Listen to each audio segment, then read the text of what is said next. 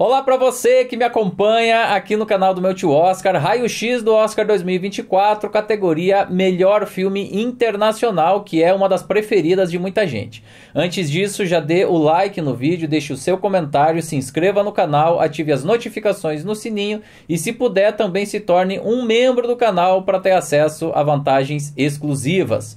Pessoal, categoria de melhor filme internacional, né, que já teve outros nomes, né, mais especificamente melhor filme em língua estrangeira, ela foi criada em 1947, mas na época era uma categoria especial, tá? Não era uma categoria competitiva. O primeiro vencedor foi o filme italiano Vítimas da Tormenta, do Vittorio De Sica, e a partir de 1956 é que finalmente a categoria se tornou competitiva, ou seja, tendo indicados ano após ano. Nessa primeira edição competitiva, quem venceu foi mais uma vez a Itália, através do filme A Estrada da Vida, do Federico Fellini. Vamos ver como é que ficou esse ano? Bom, o primeiro indicado aqui dos 5 é o filme Eu, Capitão, da Itália. Itália, né, como você acabou de ver, venceu aí já pelo menos 2 prêmios, né, a primeira edição, ainda como Oscar especial, e depois a primeira edição competitiva. E, na verdade, a Itália é a maior vencedora dessa categoria, foram 14 prêmios aí ao longo da história, e essa indicação agora é a 30ª, então foram 30 indicações, contando com essa desse ano na história para a Itália. O diretor é o Matteo Garrone, que venceu o Leão de Prata no último Festival de Veneza por esse trabalho, e o filme é sobre a história de 2 jovens senegaleses que são primos e vivem o sonho e, por que não dizer assim também, a ilusão de imigrar para a Europa, para ter uma melhor qualidade de vida, para você poder chegar nesse sonho de vida, nesse padrão de consumo e assim por diante, né? Então, é a história de imigrantes africanos, né, senegaleses, que tentam chegar até a Europa Ocidental. E no meio do caminho dá tudo errado, né, gente? Então, assim, é uma denúncia. Acima de tudo, esse filme é uma denúncia de tudo o que acontece nesse meio do caminho, a maneira como a humanidade se esfacela em termos ali de fraternidade nesse processo. Então, você vê vários absurdos acontecendo, abusos, violência, ameaça de morte, extorsão. Assim, são coisas assim pavorosas que vão acontecendo ao longo do caminho, o que é até certo ponto didático aí pra gente entender, né, essas dinâmicas e a gente perceber que o buraco é muito mais embaixo nessa questão da imigração, né, da África para a Europa. Eu acho um filme muito bonito, muito bem cuidado tecnicamente, a fotografia é muito bonita, toda a parte técnica tem um cuidado muito grande, né, o som também é muito bem desenvolvido, aquelas paisagens de deserto, de você ficar isolado, exprimem muito bem, né, o isolamento desses nossos 2 protagonistas, né. Eu gosto também desse elenco, né, os 2 jovens que fazem aí, né, os 2 papéis principais também gosto bastante. Não é um filme falado em italiano, né, apesar de ser uma produção italiana, então você tem até uma autenticidade maior, né, você acaba se envolvendo um pouco mais nessa história, né, e no geral é um filme que te toca, você se envolve, você acaba torcendo por aqueles protagonistas, até por tudo que eles passam. A minha única observação é que ele fica com uma certa sensação no final de que ele não termina, né? Eu não quero que dá spoiler, mas basicamente o filme chega ali no seu final e a gente fica com esse gostinho de quero mais, né? Eu acho que talvez esse seja o único dos problemas, porque toda a técnica é bem desenvolvida, a proposta estética é bem bacana, a narrativa é boa, os diálogos são muito bem estruturados, e não à toa ele teve aí, né, em exibição no último festival de cinema de Veneza, né, que aconteceu aí no ano passado, em 2023. Mas no geral é um filme muito bom, gosto bastante. Na sequência a gente tem do Japão o filme Dias Perfeitos. Japão que já tem 5 prêmios nessa categoria ao longo da história e 14 indicações, então essa aí seria a 15ª indicação da história. Mas apesar de ser um filme japonês, o diretor é alemão, né? Quem dirige esse filme é o Wim Wenders.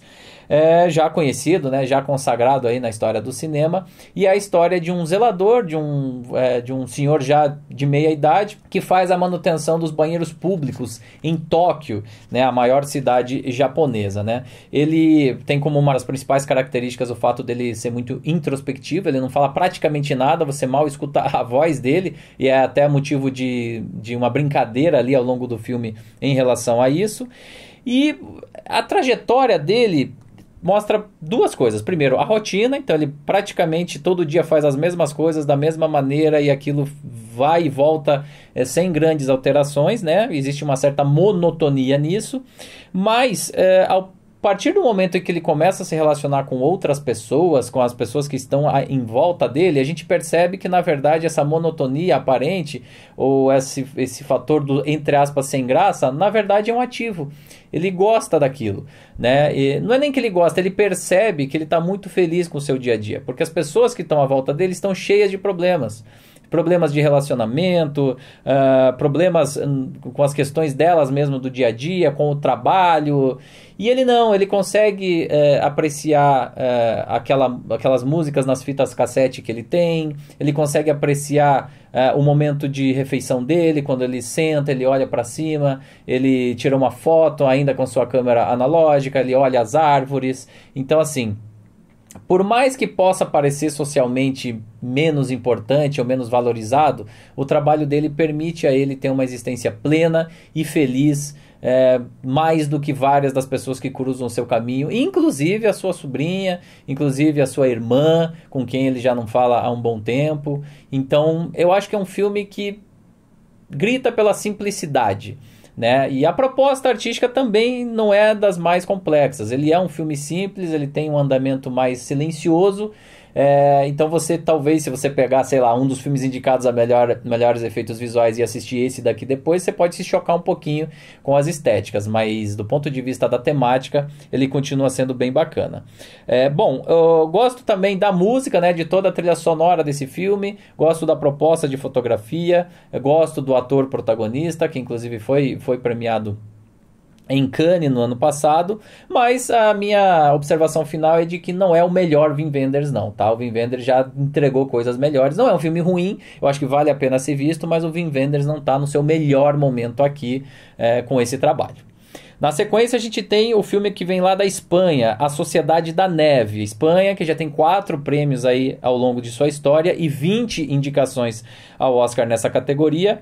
Esse trabalho aqui, A Sociedade da Neve, é dirigido pelo G.A. Bayond. Provavelmente um dos mais populares aqui da lista, porque está no catálogo da Netflix, né? E tem uma história muito forte, muito emotiva e que na verdade é uma nova versão, né, dessa mesma história. A gente aqui no Brasil tem como muito vivo na nossa cabeça o filme Vivos, de 1993, que conta essa história de um time de rugby que está viajando entre o Uruguai e o Chile para uma competição, e aí o avião cai ali na Cordilheira dos Andes e eles são obrigados a sobreviver em condições ultra inóspitas, sem comida, com um frio terrível e tendo que fazer escolhas eticamente muito complicadas para poder sobreviver e poder sair daquilo lá.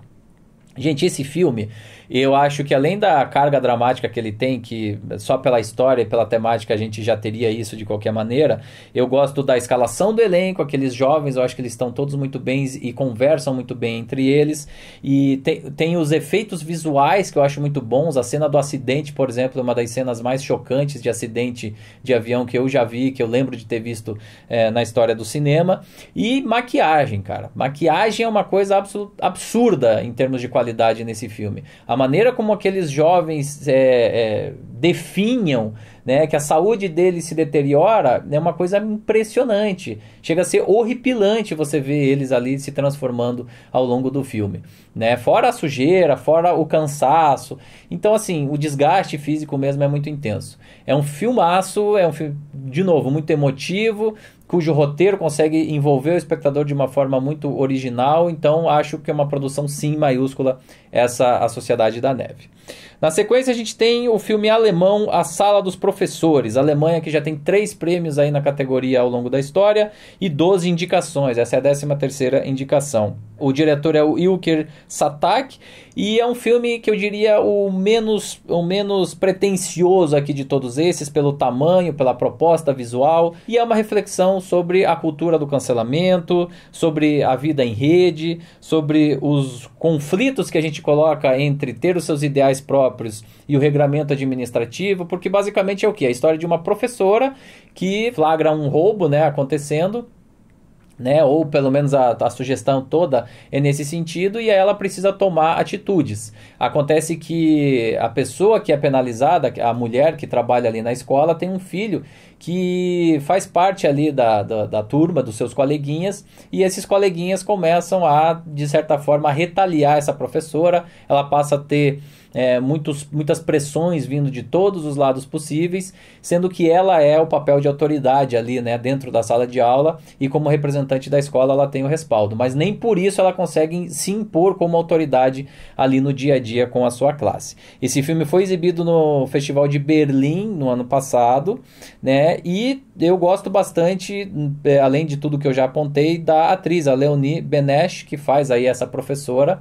É um filme que eu acho que ele não tem tanto escopo, ele não é tão forte quanto esses outros, mas a temática é bastante relevante, principalmente em tempos que a gente está vendo tanta gente passando por problemas na internet, com cancelamentos, com distorções de narrativa. O filme é principalmente uma reflexão sobre isso, e eu acho bacana de ser assistido, sim.